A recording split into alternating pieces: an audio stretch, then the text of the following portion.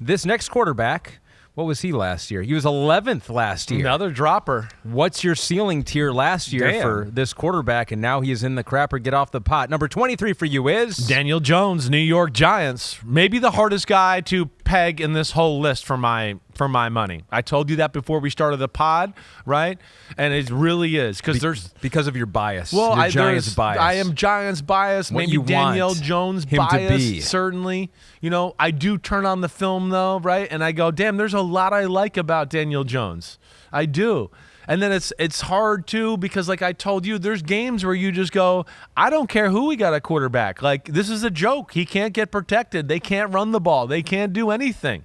So, it's not always easy. He has not been in a situation that's conducive to big-time quarterback play.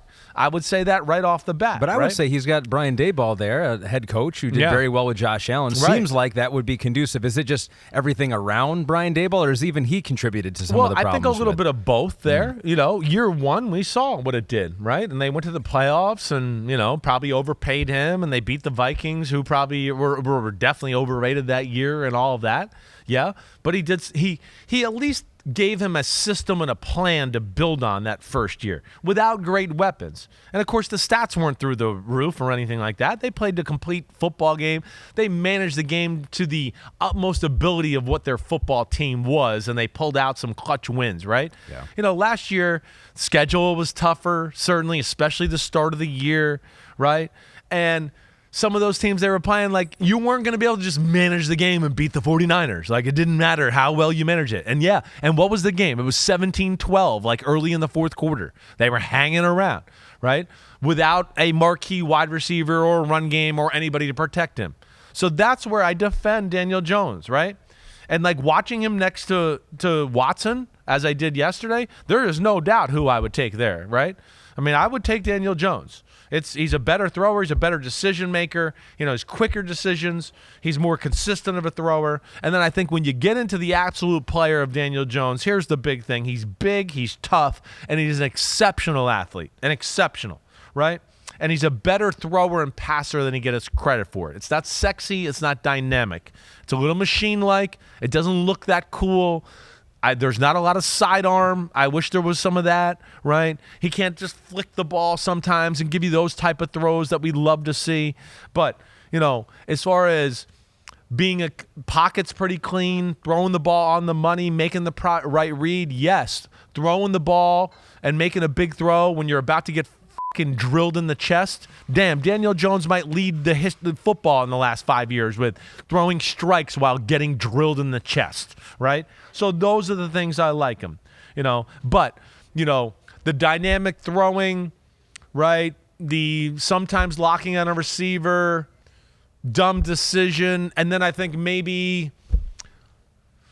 a little bit what my dad said last Monday, lack of effect on the team, right? Leadership, pizzazz, whatever. I think those things maybe are what hurt him in my mind. But damn, he like I texted you yesterday. He's the hardest guy for me to rank in this whole thing. So the pizzazz thing, he's never going to have pizzazz. If you've seen a Daniel Jones interview, it's like that's not coming for that guy. So how does a player like him develop that mentality, his quarterback leadership? His has to be just like, how would I want to say this? Almost like just absolute nerd pizzazz, where it's just like, I'm here working first. I'm here doing everything I got to do. My play is consistently good every day. I know everything about my job, your job, exactly right. Yeah. And I might not be pizzazz, but you're in the huddle with me, and you could trust me that I'm going to get everybody right. Yeah. Right? You're describing Kirk Cousins a little bit here. Well, that's that kind of guy. I think that's who he is, right? That's who he is. Yeah. And not everybody's a natural-born take-over-the-team leader, right? Yeah. We've seen other quarterbacks who've won Super Bowls, and, hey, the defense might have been the leader. The head coach was kind of the vocal leader, right, that way. So it's not in everybody to be that guy, but he can still get the respect of being that guy by doing it that way. And that's where I get into the Giants could help him a little bit too. And hopefully they can play enough of a team game this year and now have enough, talent at receiver to where defenses got to respect a few things about their team. You know, you watch Giant games sometimes, and it's like nobody thinks they're going to throw the ball deep. Nobody thinks they can run the ball, right? Everybody's just kind of at the line of scrimmage like, go ahead, Giants. What are you going to do? Oh, what is he going to do? Saquon going to break 9 tackles and then run for a big run? Daniel Jones is going to break 7 sacks and then make a big throw? Like, what are you going to be worried about? And I think that's, you know, a part of the struggle of ranking him, really. Yeah, there's a lot to talk about there because so here are your ranks on him. Yeah. Since 2020, you had him 22, you had him 26, 21, you had him 11. Yeah. And now he's back here at 23.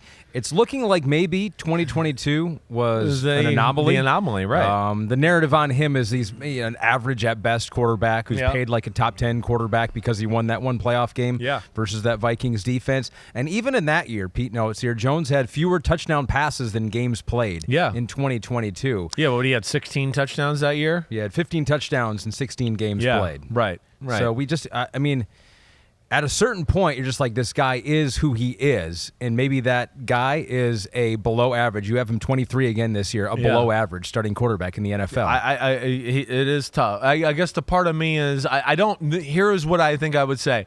I don't know what he is totally because the Giants have not helped him show what he is. Right, as I told you, like going back to last year and watching the Cowboys game in person. Right, sitting in the stands. Everybody's on Daniel Jones. I'm sitting there as an ex-quarterback, and I can see the game like it's the fucking Matrix. I know everything that's going on out there. And I'm going, Daniel Jones is the problem? He can't even drop back, and I haven't seen a receiver open by more than a half a centimeter. So we got to take that into account a little bit too. And I know that's not perfect, but I will say his escapability is top-notch. His fearlessness in the pocket is top-notch. Right? He's got no run game, no pass protection. You know, he is one of the best running quarterbacks in football. I wish his release was faster, more diverse. Wish he had other arm angles.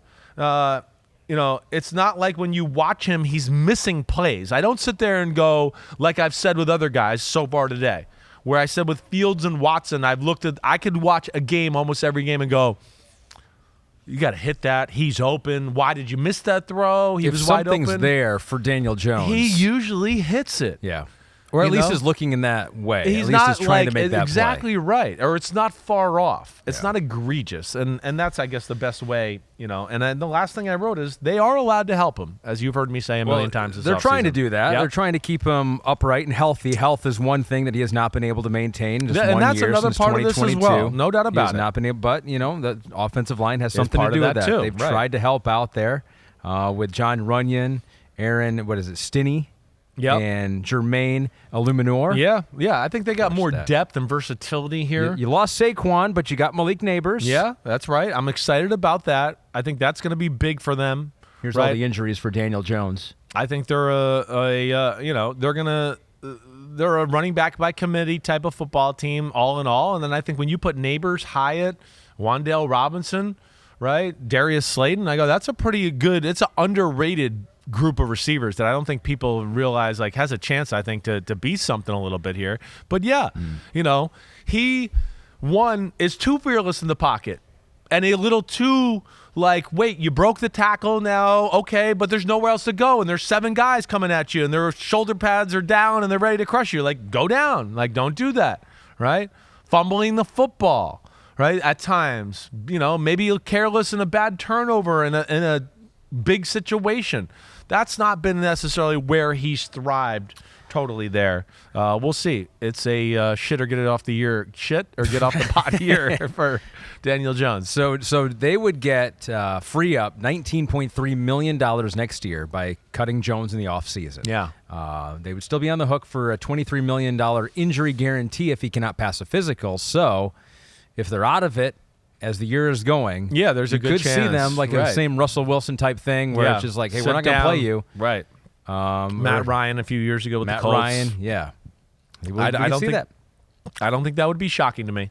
They got no other long-term plan. Drew Lock is there. No, and Drew Lock, right. I mean, they got him, and if Daniel Jones doesn't play well or is shaky or whatever, and the Giants aren't, playing up to what they thought their capabilities were, I don't think it'll be a terribly long leash for Daniel Jones. They'll get Drew Lock in there. And then they're going to come back next year if it all blows up, and people are going to be like, Chris, this is why we tried to convince you to take a quarterback for the Giants to take a quarterback in the draft, right? That would be if he has a down year, you'll look back on the draft. I'm going to hear that. You're right. Be like, you're right. We should have taken J.J. McCarthy. Yeah.